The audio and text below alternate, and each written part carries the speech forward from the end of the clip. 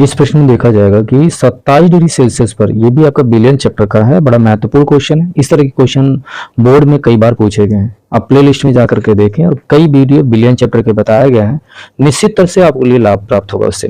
और यही नहीं, उसमें से आने वाले भी क्वेश्चन बहुत आए क्वेश्चन दिए गए हैं। अब प्रश्न में देखते हैं क्या कहता है। प्रश्न कहता है 27 डिग्री सेल्सियस पर यूरिया के m/10 बिलियन का पराशरण दाब ज्ञात कीजिए, ऐसा कह रहा है। जबकि आर का जो मान है 0.0821 लीटर वायुमंडल प्रति केल्विन प्रति मोल होता है।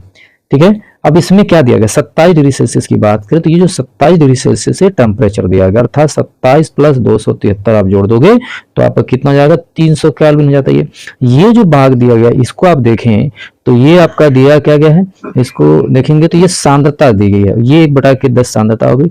आर का मान आपका पता है। प्रश्न में क्या पूछ रहा है, पराशरण दाब पूछ रहा है। चलते हैं प्रश्न की तरफ।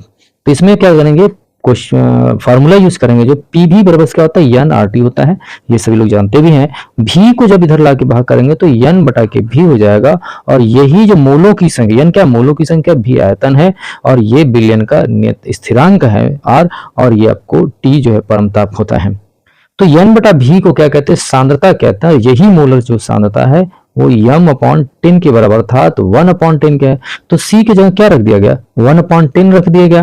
ठीक है, r का मान कितना होता है, 0.0821 हो जाता है, और 27 डिग्री सेल्सियस आपने रख दिया, 273 जोड़ दिया, ये कितना आ जाएगा आपका, 300 आ गया।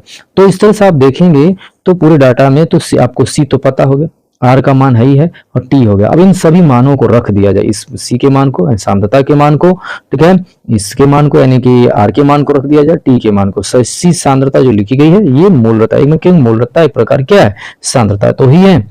अब आगे फॉर्मूला रख देते हैं।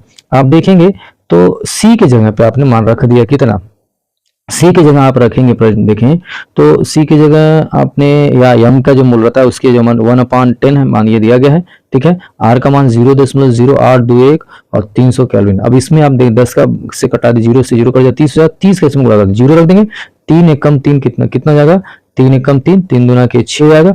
और आप ऐसे समझ सकते हैं 3 × 8 = 24 लिख दिया। कितने अंक पे दशमलव लगा, 1 1 2 3 1 4 अंक पे आपने दशमलव लगा दिया, तो उत्तर कितना होगा, 2.46 वायुमंडल हो जाता है। अर्थात पराशरण दाब पाई बराबर या पी बराबर जो होता है 2.46 वायुमंडल होता है।